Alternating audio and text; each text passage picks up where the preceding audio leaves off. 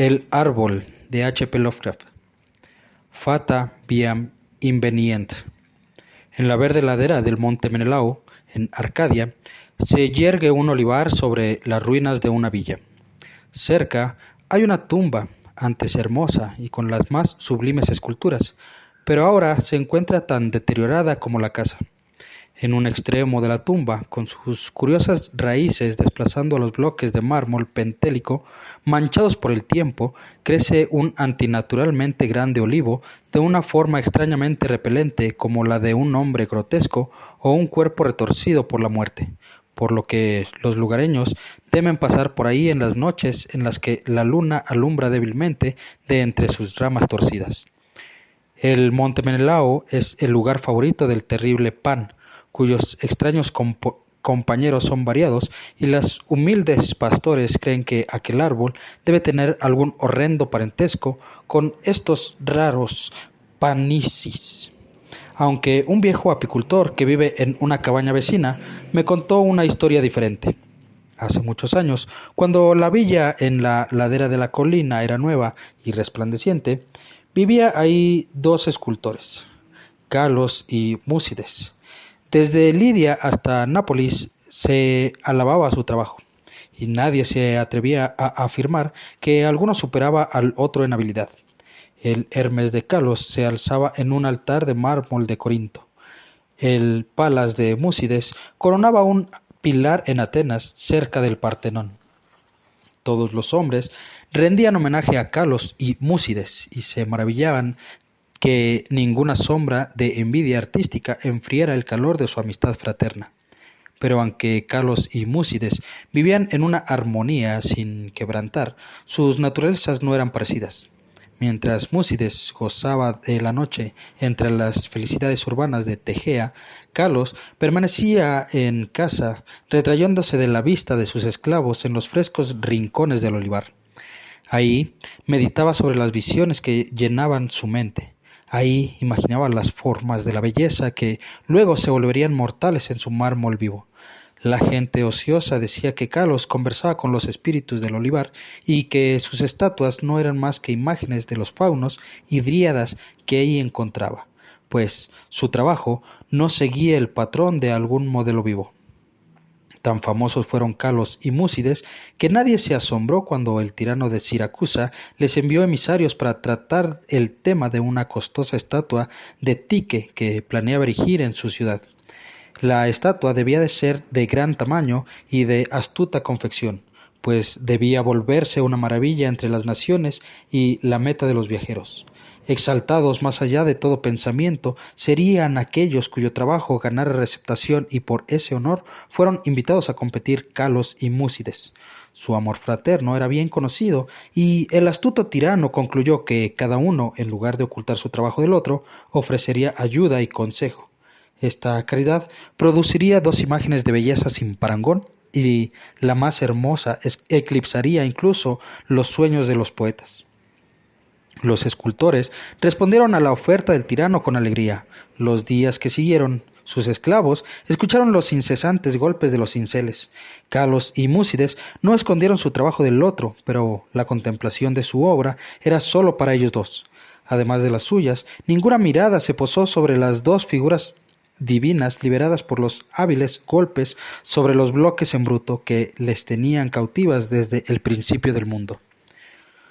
Durante la noche, como antes, Múcides frecuentaba los salones, mientras que Calos deambulaba solo por el olivar. Pero mientras pasaba el tiempo, los hombres observaron una falta de alegría en el antes radiante Múcides. Era algo extraño, dijeron entre ellos, que la depresión aferrara a alguien con tan buena oportunidad de obtener la más alta recompensa del arte. Pasaron muchos meses y, sin embargo, el amargado rostro de Múcides no reveló algo en la aguda expectativa de la situación despertada. Luego, un día Múcides habló de la enfermedad de Calos, tras lo que nadie se maravilló de nuevo de su tristeza, dado el apego que se tenían los escultores, era famoso por ser profundo y sagrado. Subsecuentemente, muchos fueron a visitar a Kalos y ciertamente notaron la palidez de su rostro, pero había en él una feliz serenidad que hacía que su mirada se revistiera de mayor magia que la de Múcides, quien estaba claramente distraído por la ansiedad y empujaba a todos los esclavos en su afán de alimentar y cuidar a su amigo con sus propias manos. Ocultas detrás de dos pesadas cortinas se erguían las dos figuras inacabadas de Tique, por poco intervenidas últimamente por el hombre enfermo y su fiel enfermero. Mientras Kalos se volvía cada vez más débil inexplicablemente, más allá de las ciudades desconcertados médicos y de su solícito amigo, él a menudo deseaba que lo llevaran al olivar que tanto amaba. Ahí pedía que lo dejaran solo, como si deseara hablar con cosas invisibles. Múcides siempre cumplía con sus deseos, aunque sus ojos se llenaban de visibles lágrimas ante la idea de que Kalos quisiera pasar más tiempo con los faunos y dríadas que con él. Eventualmente se acercó el final, y Kalos se ocupaba de cosas más allá de esta vida. Múcides, llorando, le prometió un sepulcro más hermoso que la tumba de Mausolo, pero Kalos le prohibió hablar más de glorias de mármol. Solo un deseo hechizaba la mente del moribundo, pues unas ramas de ciertos olivos de la arboleda fueran enterradas en su morada final cerca de su cabeza. Y una noche, sentado a solas en la oscuridad del olivar, Kalos murió.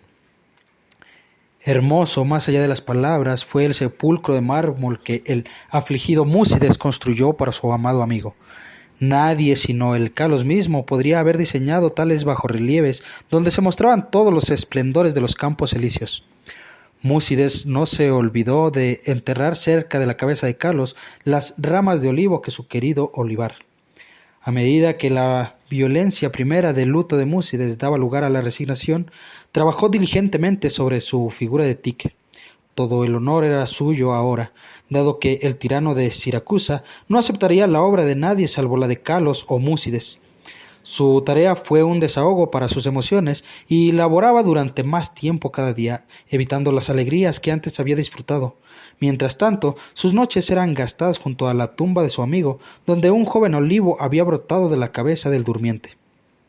Tan rápido fue el crecimiento de este árbol, tan de extraña su forma, que todos los que lo contemplaban exclamaban llenos de sorpresa, y el mismo Múcides parecía fascinado y asqueado al mismo tiempo.